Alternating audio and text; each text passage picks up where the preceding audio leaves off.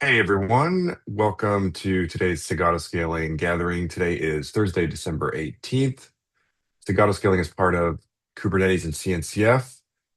And so thank you in advance to everyone for abiding by the code of conduct, aka the golden rule. Thanks for respecting each other and welcoming all voices.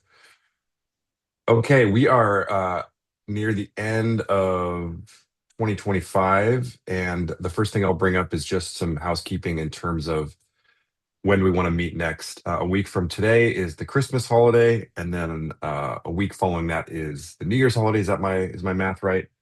So we're sort of Yeah. perfectly synchronized with significant holidays around the world. Do we want to just quickly formalize that our next weekly meeting will be January 8th, 2026? Any concerns with that plan? Okay, cool. I hope folks are able to take some time off, take advantage of the critical mass of folks, at least in the Western world, celebrating the end of the year. All right. Thank you for taking notes, Mike. And you are up first to talk about cluster autoscaler simulation mode. Take it Uh, away. yeah, this is just kind of a question I had for the community at large. So over the last couple of years, I've had more than one person come to me internally and ask questions about like, what is the cluster autoscaler doing? Like, how could I predict what it's doing? Blah, blah, blah. Um, and at the time, I had started working on a side project to like have like a simulation mode for the cluster autoscaler. So you could just run it and see like look at the log messages and see like what it would do. And I finally kind of formalized it and got it mostly working. Yeah, simulation for the simulation. And part of this was one of the most recent requests was we have a we have like an SRE, a site reliability engineer, who's looking at some things with the cluster autoscaler. And he's looking at a cluster where the user has scale down turned off. But they're kind of curious, like, what would the cluster autoscaler have removed in this scenario, right? Because they're trying to do some speculation about like nodes they could remove and everything. And so like based on that notion, I went and kind of finished off some of the work I was doing. And so I've got it mostly working now. There's a couple bugs I'm trying to work out still, but like I've got it to the point where you can run two cluster autoscalers basically next to each other. One of them that's manipulating the cluster, and the other one's just reporting on the cluster. And the way I did a lot of this was by adding a flag and then going into a couple places where we actually touch nodes and whatnot and wrapping them with if clauses. And then I also created like a shim cloud provider that I could put between the core autoscaler and the actual cloud provider so that when a call to create a node got sent, I could intercept it in the middle and just like log about it but not do it. Yeah, like a dry run mode. Exactly, Adrian. So anyways, as I'm doing this and, kind of progressing further, I was just curious if I can limit the number of code changes here so that it's not a burden to carry it. Is this the kind of thing that would have wider interest in the community? Like, would people entertain a PR if I could put something up? Is it useful to If it anyone? doesn't, if it doesn't make the existing code like unnecessarily complex, why not? I Okay. personally don't think I see use cases for this as much as I would see. Like I would love to run CA in like an integration test where all of the logic is actually like executed on some unknown scenario, but with the actual objects, with not mocking anything. When we actually have some plans about that, and possibly we'll be able to introduce that to open source CA soon. Um, but this is also interesting. Like not specifically, I can't think of a use case we could have for this in GKE because like Right. Mhm. configuring CA is pretty complex, and also like we control the configuration, so we don't have these concerns that you just shared, where a user has a weird config and you just want to see what CA would do. Right. This is an interesting use case. Yeah, totally. Okay. Well, I'll see if I can get the patch cleaned up in the probably in the new year. And like I said, right now it only minimally touches the code, and the places it touches are just kind of if we're in simulation mode, don't do this kind of thing. Yeah, I'm worried about stuff that might be less obvious, like metrics, Right. leader election, like Right. things like side effects like that. Right. So I'm That working through some of that now. Like I have leader election turned off and everything when you're in simulation mode. And I need to do yeah, some yeah, metrics, it's but yeah. doable, Yeah. but it's probably a lot of places to change potentially. Right. And that's what I'm trying to figure out. If I can make it clean so that it doesn't make it more complicated, then I was hoping to propose it. But I'll see what it looks like and maybe I'll just share the PR and then we could talk about it in a review or something. Sounds Yeah. Got a good. question. I like the idea, but I'm wondering how the simulation would get bubbled up to the user. So what what we've done for I think an HPA, and I'm not too sure exactly how we did this, but we could track it on a Datadog dashboard because we use Datadog. So I'm not too sure what metrics Cluster Autoscaler does emit, but I would kind of imagine it would be nice to see like your actual node count and then maybe like the simulation node count as a separate metric from the dry run Cluster Autoscaler. But I don't know if Cluster Autoscaler emits those. Um, Yeah, I mean, I don't there know if are that's some useful. metrics. There are a lot of metrics you can use that would be useful for this kind of stuff, like watching what Okay, it's to do and everything. And there's some cool. other metrics work I think that could be done that would even make it more interesting. Um, but yeah, like for now, like the user experience around this running in simulation mode is not great, right? Because it's just all it does is run the cluster autoscaler. It changes the name of the config map that it uses for updating so that it's like separate from the one that the real autoscaler is using, and it just emits logs, right? And there are some log level zero kind of info messages when it would have made a decision that it doesn't do, right? It chooses not to because it's in simulation mode.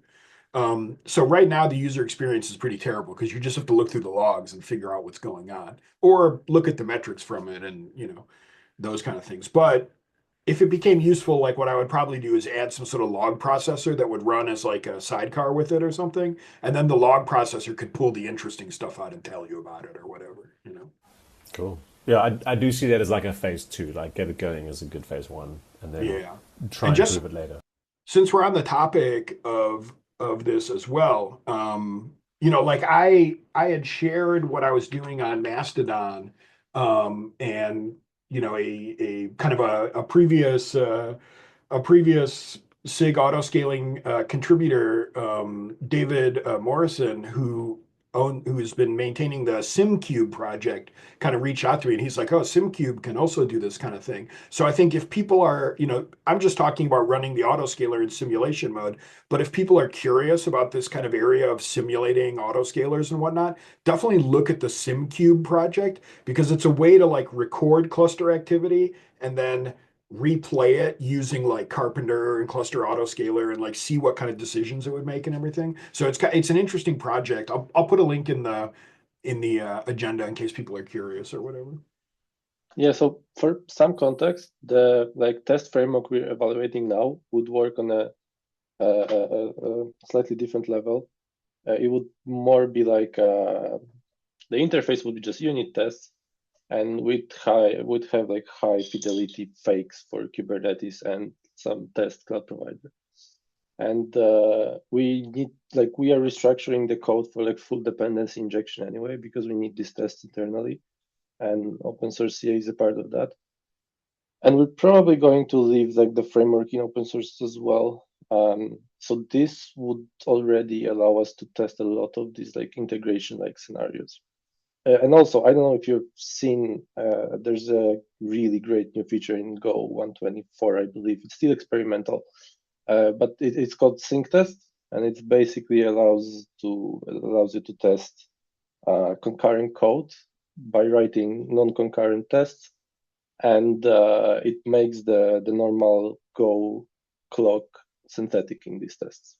So you can also test like timeouts reliably without flakiness and without having the test run now. So I guess my point here is that there's possibly some multiple streams of work in the similar space, and it would be good to like after the new year to sort of dive deeper into this and converge. Because there's also like an item on the agenda that is very similar by number that we'll be covering, I assume. That's yet another uh, like approach to integration testing. Yeah, that sounds awesome, Kuba. I'd love to come back and talk about this in the future. I realize that we spent a lot of time talking about this now, so I don't want to take up all the time for the rest of the topics. But yeah, I really appreciate the discussion. I just wanted to vote for using the dry run terminology and not the simulation terminology. And that maybe that Fair. helps to guide how that would be sort of piecemeal um, introduced into the existing code base. What would Okay. be interesting, it would be interesting to actually demonstrate the non-determinism of what cluster autoscaler is actually doing over time.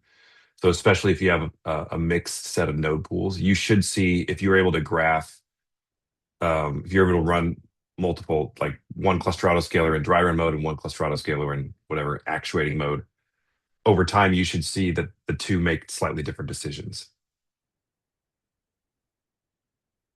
That might be interesting. I mean, yeah, Yeah, like totally. That's one of the things I'm looking. Sorry, one go more ahead. thing that just came to my mind right now. Like after what Jack said, like it seems like a pretty major limitation that we're sort of only limited to testing the first behavior, right? Because then that decision can affect subsequent like decisions.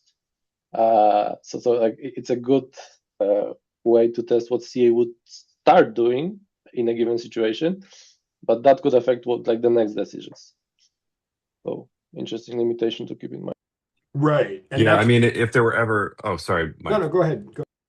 I was just gonna say, if there were ever an effort to try to optimize for convergence over time, that would be a very beneficial tool in that effort. Like for example, if Carpenter has this idea of consolidation and um, not too dissimilar from some of the aspects of cluster autoscalers, the way that it chooses to scale down and optimize for density over time and reduce, node spread if the nodes are somewhat idle.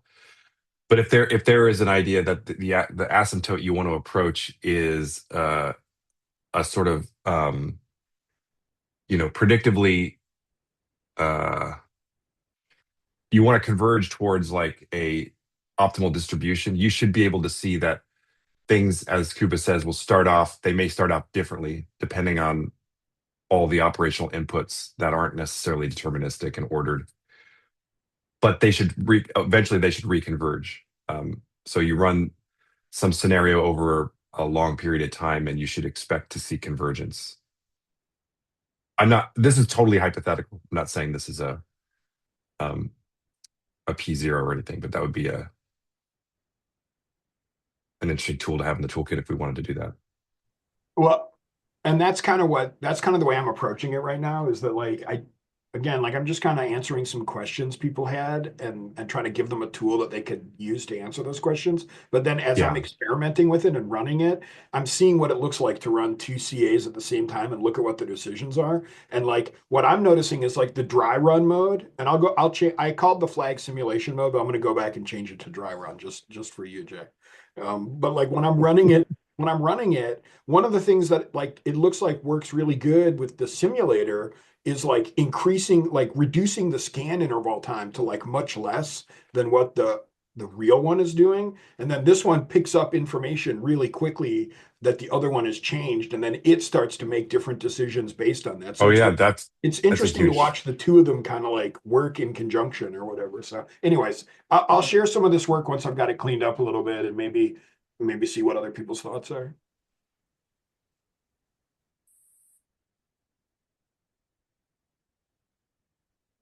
Okay, cool. That was fun. Norbert, you're up next. Do you want to talk about controller runtime? Yep. I'll, Yeah, I'll click through here.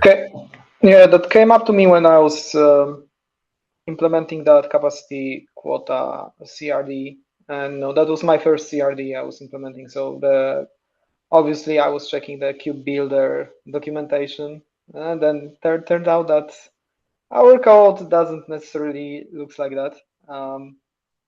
So we do not use that controller runtime at all, and we don't use that manager thing at all. And yeah, I think that might be useful to refactor it a bit into this direction. Like, first of all, without manager, we can't really write controllers like in style of what Cube Builder shows. And I will need that for capacity quotas, because I will need a reconciler that calculate the status of resources used in the cluster. So this is where it will be very helpful. And also in the future, we could, move stuff like leader election, like metric server, like health checks, and probably other stuff to be handled by manager. So we could get rid of that boilerplate code. Also, we could possibly migrate some of the functionality into the controllers. So yeah, basically, like that's some kind of refactoring, cleanup actions to make the code look better and more convenient to write. So I don't know. Do anyone has any experience with that control runtime? I saw that Carpenter is fully written in it, like completely. Yeah, I mean, I think this totally makes sense. I would imagine the main reason that things like they are today is there was no Q Builder in 2015 when Yeah. this code base was birthed. So I actually wanted to kick it to Kuba to. I know there's some plans for some significant refactor work to CA. I don't know if that's going to be a V2 or whatever it might be, but is any of the thinking around using a more idiomatic operator model and having CRDs be? Yeah, go Yes. ahead. Yes, I think we're going in that. So as far as APIs and CRDs go, I think we're going in that direction already with the quota CRD, with the buffer CRD, with the Yeah, planned template node info CRD. So that part, and given that we will need more of these controller loops, right? So I am definitely in favor of adopting this specifically for that, because it seems like a perfect tool for that. I am less enthusiastic about migrating the CA main loop to it, because the whole CA main workflow is very far from being a controller. yeah, We're not a carpenter under the hood. But that said, the changes we are planning initially will just be like moving things around, extracting to a new repo, and then like trying not to change the semantics so that we can rely on existing tests to validate. But after that, we did want to actually like dive deep into the existing anti-patterns in the CA code base, like all of the opaque processors. And in general, like the goal is to turn the CA from being essentially a framework into being a library. And like the today's CA would be like a collection of new CA's buildings blocks in like a some form, right? And that could be like more controller like. So I think we'll get to the like more broader parts when we're doing the refactors, but we could definitely start adopting this library sooner for the things that it makes sense to, like any type of logic where we just have to reconcile a CRD and like manage the status seems like a perfect candidate. If we can switch the leader election to using this without making the main loop, like changing the main loop logic, that also seems worthwhile. It will just require some more testing, but yeah. Michael? First of all, this is awesome to hear. Thank you for sharing it, Kuba. Like I'm excited to see how this could grow and everything. I think the other thing too is that I would just ask, and I realize this probably only matters to the cluster API provider, but in the experiments that you're doing where we're starting to look at controller runtime or using like a controller manager for this stuff, if there's some way that we can follow the new pattern that we're establishing with the autoscaler config where a provider could get access to the manager handle, that would make a huge difference for Cluster API because Cluster API provider currently starts its own informers looking for the Cluster API Kubernetes objects. And if they were able to tie into the main manager that gets created for the cluster autoscaler, that would be like really convenient for being able to put, just kind of keeping the pattern Yeah, consolidated. That makes sense. So for sure. in that PR, I added that client and cache from controller runtime to autoscaler options. Awesome. That sounds like it should be enough for what you need to do, right? Yeah, I would just want to on the other hand, I would really want to make sure that we are not structuring it in a way and making it widely available in a way that then CA code is incentivized to use it instead of trying to extend the snapshot behavior, because for most logic we want to operate on a consistent snapshot of Kubernetes objects, and we probably want to extend cluster snapshot or do something similar. There's for sure cases where we don't, right? Like CRD reconciliation being one of them, probably cluster API being another. And putting this in autoscaler options but not in the context sounds good enough. It's available during init, but then not during runtime, so all of the processors should have access to it. Yeah, awesome. Yeah, that's really cool. Yeah, appreciate all the work that's going on here, Norbert. Thank you for everything you're doing, and yeah, I'd love to hear the design patterns and whatnot too. Thank you. Yeah, if anybody, thank you, Michael, for reviewing all of that. In the meantime, if anybody has any experience with controller runtime and CA, right? I mean, the current audience here probably does, but if you have anybody on your internal teams or somebody that has an experience and could share. The phone's not busy, right, Mike? Feedback. Oh yeah. That would be good. Yeah. Just one last thing to add here, about what you said, that you are not enthusiastic about migrating the whole loop. Yeah, I completely agree with that. That would be too much at this point. As you said, we have a lot of code that is not really suitable for migrating it, and I would leave it for now. But fortunately, we can do a trick like in this PR, that we just can implement that runnable interface for that main loop, and it will just work, right?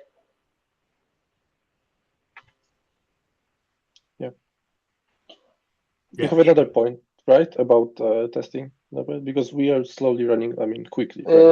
Yes, I mean, if you have something more important to discuss, then I can probably talk about it. So let's maybe pass these discussions until the next meeting in the New Year's, because we'll also have a chance to get some more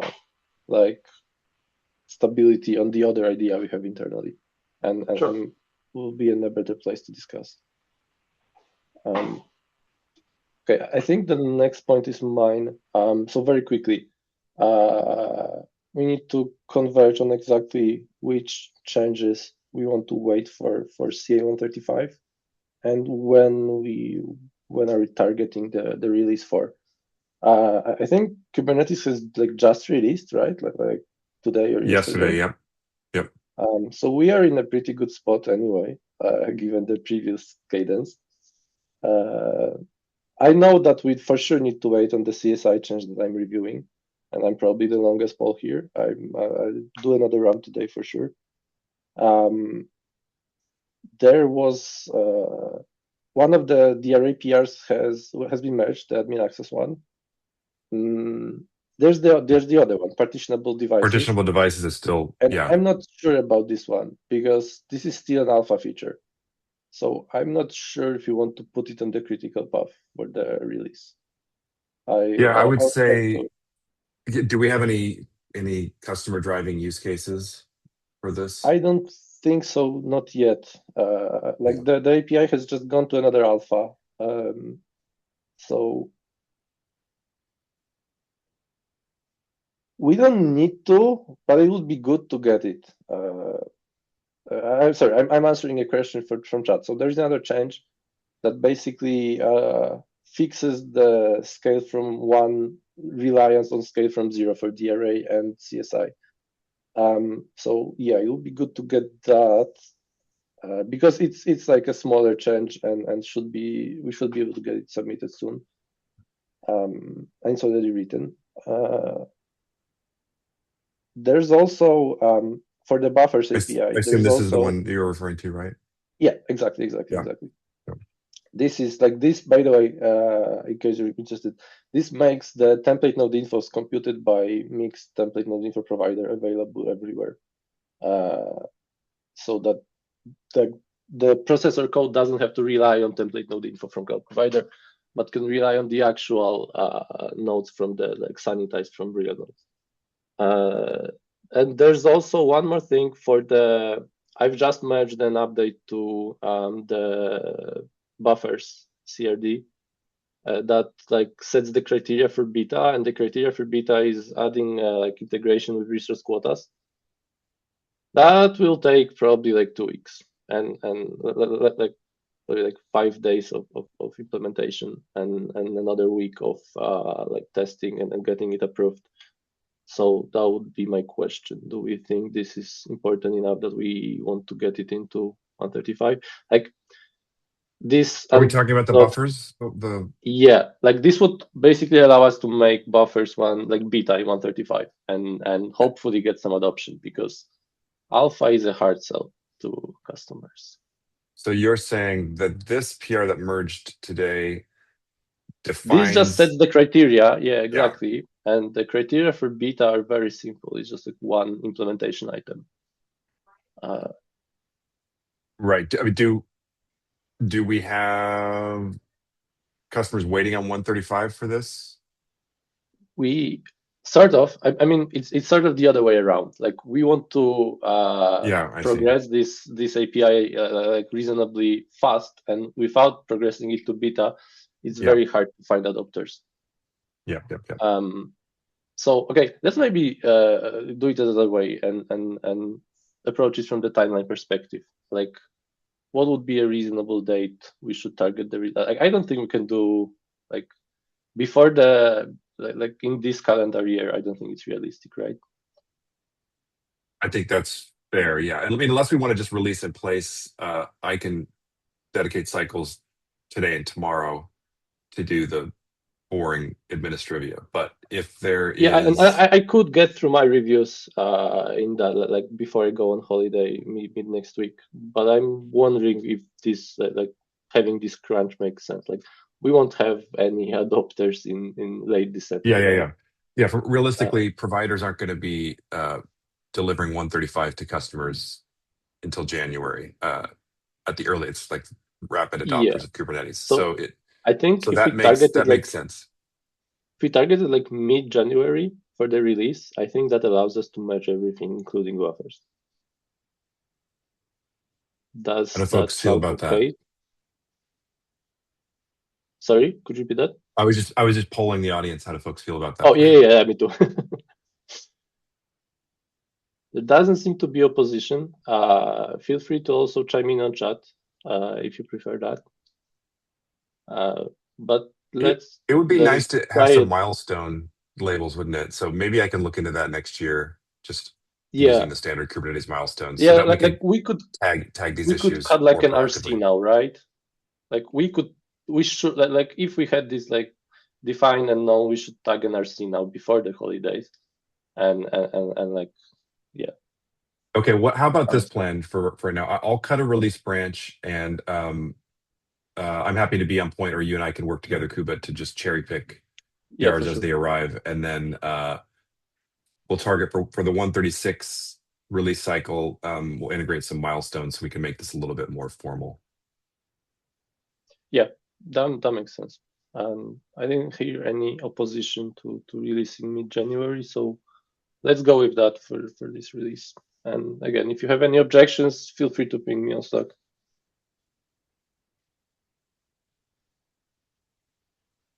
And we have one last point, right? Yeah, I think we actually skipped over Quack end-to-end. Is this also you, Norbert? Do you want to? That was, I think, intentionally deferred until January.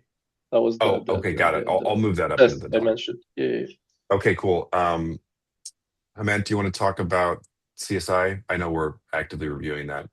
Yeah, no, so thank you for reviewing it, Kuba and Jack. Like the one thing that I want to provide an update was like in 136 we are making a change in the scheduler code. Previously we made a change that we will prevent scheduling of all pods to node where CSI driver is not installed. So it will it basically meant that the providers in cluster autoscaler which do not implement the new thing that we are implementing, that we this CSI template node info, that if they don't return any value and we import the scheduler, then the scheduling on those like the autoscaling could break for those providers. So given those limitations, and we don't know, like we have implemented it for cluster API, and given the long tail of providers in cluster autoscaler, we don't know when everyone will implement that template node info change for CSI. So we have decided to make this an opted in core Kubernetes scheduler, so that the CSI driver object, you have to say that, okay, I want to prevent scheduling of pods to node where driver is not installed. So it will be, so we are still keeping that in-tree Kubernetes feature in alpha, but it will allow us to completely decouple the cluster autoscaler work and scheduler work. So whenever a provider feels comfortable, they can just opt in via the CSI driver object. That's a core Kubernetes object that exists in core APIs. They can set a field, okay, that I need this, and in the meanwhile, like cluster autoscaler can actually technically like beta it in 136. I'm hoping to, where like this feature will be enabled so that the correct number of nodes is computed each time we scale. But yeah, Yeah, that makes sense. cool. And yeah, I think I have addressed all the outstanding comments. There was some issue. Yeah, I just saw your update. I'll definitely try to. I don't know if I'll get through everything today. If not today, I'll finish tomorrow. But this is top of my agenda. Yeah, I'll be on PTO starting next week. So, but I will still probably respond. So, yeah. I mean, I think we can close on this in the new year. I think we've just like agreed that doesn't make sense to crunch and then try to fit the implementation before the holidays. Okay. Yeah, and also we could commit to prioritizing it so we won't cause a rebase. So, Yeah, that is yeah. but it'll be the first one in. I think we're almost done with the review process. So. Cool. Thank you.